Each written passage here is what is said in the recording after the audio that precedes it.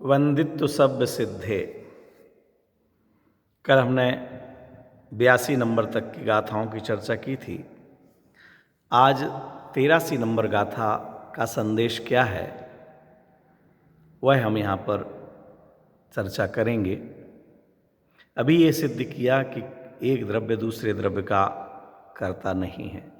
कोई भी किसी का कार्य कर सके ऐसा नहीं है। फिर भी अगर निमित्त नैमित्तिक पने से कहा जाए तो जीव के परिणाम कर्मों के आश्रव बंध में निमित्त बनते हैं और कर्म का उदय जीव के परिणामों में निमित्त होता है। अब इस 83वीं गाथा में आचार्य देव कहते हैं कि निश्चय नय से यदि देखा जाए, निश्चय नय से परमार्थ प्रतिपादन यदि किया जाए, समझा जाए, तो आत्मा अपने ही परिणामों का कर्ता और भोक्ता है। ऐसा पक्का निर्णय करना चाहिए। जीव अपने परिणामों का, यहाँ पर शुभ अशुभ, शुद्ध और अशुद्ध दोनों ही परिणामों का कर्ता जीव को कह रहे हैं और भोक्ता भी कह रहे हैं। आचार्य देव कह रहे हैं कि ये जीव करे तो अपने ही परिणामों को कर सकता है। कर्मों का बंधन करना ये जीव का काम नहीं है। कर्ता कर्म अधिकार में अलग अलग प्रकरणों में अलग अलग अपेक्षाएं स्पष्ट करेंगे आचार्य देव। यहाँ पर अन्य कर्म का निषेध करना है कि कर्मों का कर्ता जीव नहीं है, क्योंकि कर्म पौद्गलिक है।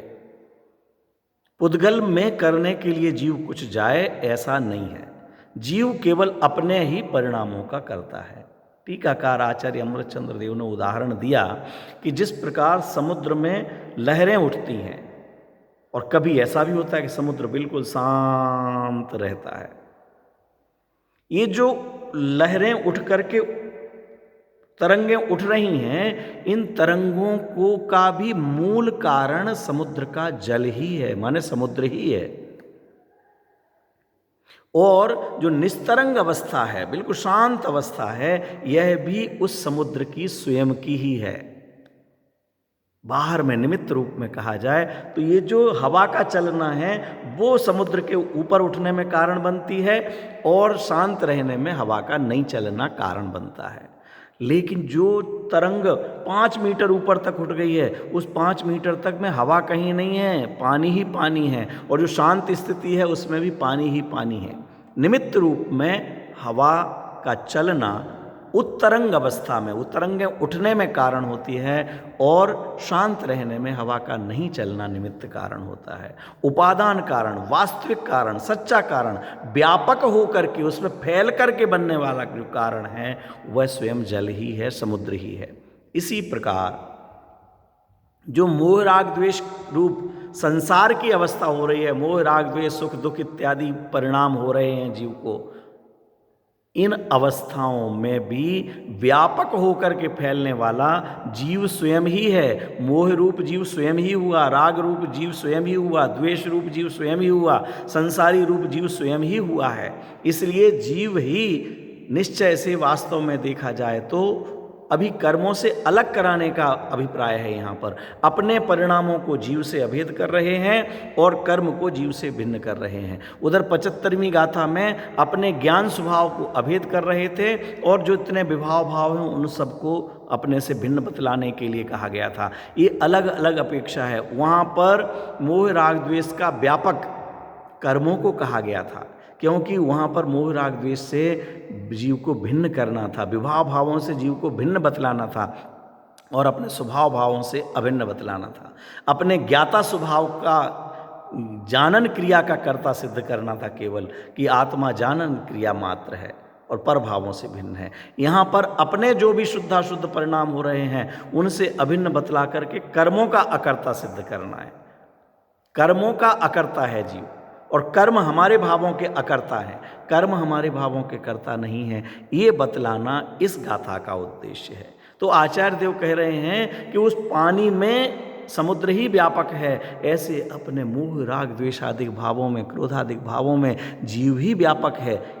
जीव व्यापक है इसलिए ये इसका वास्तविक कर्म हो गया, ये नहीं कहना है। जीव का स्वभाव नहीं है वो उत्तरंग अवस्था, समुद्र का स्वभाव नहीं है, विभाव है।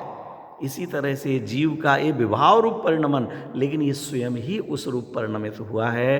कर्म का उदय उसमें निमित्त मात्र है, कर्ता नहीं है वो।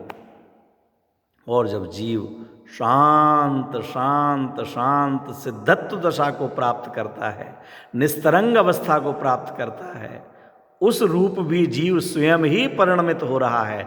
अनंत दर्शन, अनंत ज्ञान, अनंत सुख, अनंत वीर्य रूप भी स्वयमेव ही परिणमित हो रहा है। और कर्मों का अभाव उसमें निमित्त मात्र है, कर्मों का अभाव उसमें निमित्त है, और कर्मों का उदय संसार रूप अवस्था में निमित्त है। लेकिन कर्मों के अभाव रूप से जो भाव हुए हैं उनका कर्ता कर्म नहीं है, वो जीव स्वयं ही उस रूप में हुआ है। इस तरह से आचार्य देव ने कहा है कि निश्चय नय से देखा जाए तो अशुद्ध निश्चय नय और एक देश शुद्ध निश्चय नय, शुद्ध निश्चय नय यहाँ पर लागू होंगे।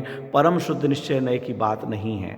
परम शुद्ध निश्चय नय का विषय तो एकमात्र चैतन्य स्वभावी कारण परमात्मा भगवान आत्मा होता है, जो समस्त प्रकार के पर्यायों से भिन्न है, गुण भेद के विकल्पों से भी पार है। उस विषय की बात नहीं चल रही है। अगर अपने अशुद्ध परिणामों का कर्ता अशुद्ध निश्चय नय से कहा जा रहा है अभेद करके, एक सम्यक दर्शन आदि पर्याय एक देश शुद्ध निश्चय नय से, और जो शुद्ध पर्याय पूर्ण प्रकट हुई है वह शुद्ध निश्चय नय से जीव करता है। लेकिन वास्तव में देखा जाए तो कर्म इनका कर्ता नहीं है, ये यहाँ पर सिद्ध किया गया है। क्यों सिद्ध किया गया है?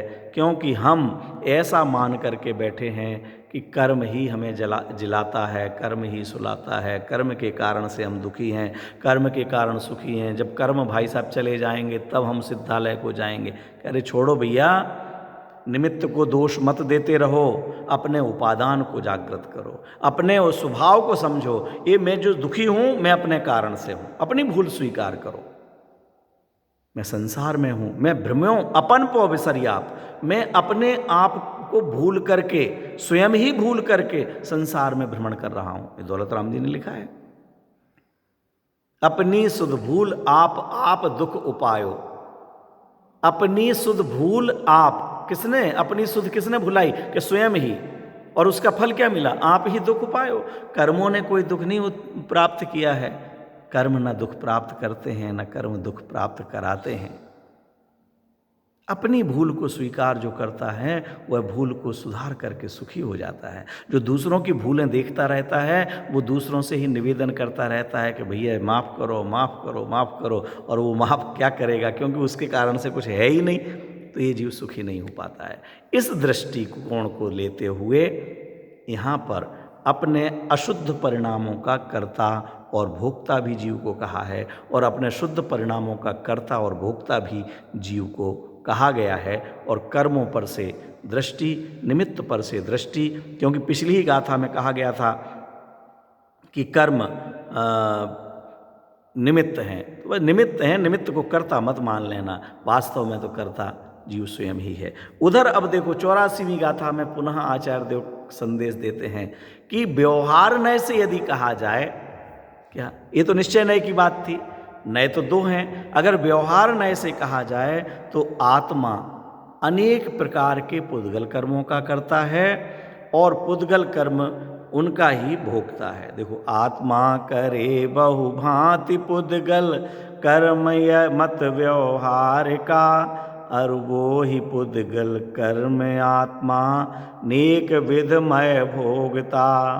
व्यवहार नय का ये मत है, विचार है, कथन है कि आत्मा अनेक प्रकार के पुद्गल कर्म को करता है और अनेक प्रकार के पुद्गल कर्म को भोगता भी है। ये व्यवहार नय क्यों? आखिर जो कर्मों का आश्रय बंध हुआ, ऐसा क्यों कहा है? ध्यान रखिएगा, जो कल हमने चर्चा की थी कि कर्मों के आने में जीव के भाव निमित्त हैं। जीव के भाव निमित्त हैं ना, ये भाव निमित्त बने हैं और इन कर्म के उदय में जीव के भाव हुए हैं। दोनों बात, जीव के भाव से कर्मों का आश्रय बंध हुआ और कर्मों का उदय से जीव के भाव हुए। इस निमित्त नैमित्तिक पने को देखते हुए व्यवहार नय से ऐसा कहा जाता है कि जीव पुद्गल कर्म को बांधता है, जीव ने कर्म बांधे और जीव ही कर्मों के फल को भोगेगा, कर्मों के फल को भोगता हुआ संसार में दुखी सुखी होगा। ये व्यवहार न्याय का मत है। इस तरह यहाँ पर आचार्य देव ने 83वीं और 84वीं गाथा में, एक गाथा में निश्चय न्याय की दृष्टि से इस बात को कहा कि कर्मों का कर्ता भोक्ता नहीं है, या कर्म जीव को करने वाले नहीं हैं, जीव अपने ही परिणामों का कर्ता भोक्ता है, ये निश्चय न्याय का मत है। और 84वीं गाथा में आचार्य देव ने कह दिया कि व्यवहार न्याय का यह मत है कि जीव कर्मों को करता भी है और भोगता भी है। इस प्रकार से ये निमित्त नैमित्तिकपना जो था उसको व्यवहार न्याय ने कर्ता कर्म कहा है। जैसे व्यवहार से घड़े को कुम्हार को घड़े का कर्ता कहा जाता है। वास्तव में तो मिट्टी ही है, लेकिन कुम्हार ने जो घड़े के संबंध में योग और उपयोग लगाया, उस दृष्टि से उसका कर्ता भोक्ता कहा जाता है। उसी तरह से यहाँ पर जीव को कर्मों का कर्ता और भोक्ता व्यवहार न्याय से कहा जा रहा है। और व्यवहार न्याय जो कथन करे उसका अभिप्राय हमें यह निकाल लेना चाहिए कि सच में ऐसा है नहीं, किसी प्रयोजन से ऐसा कहा गया है।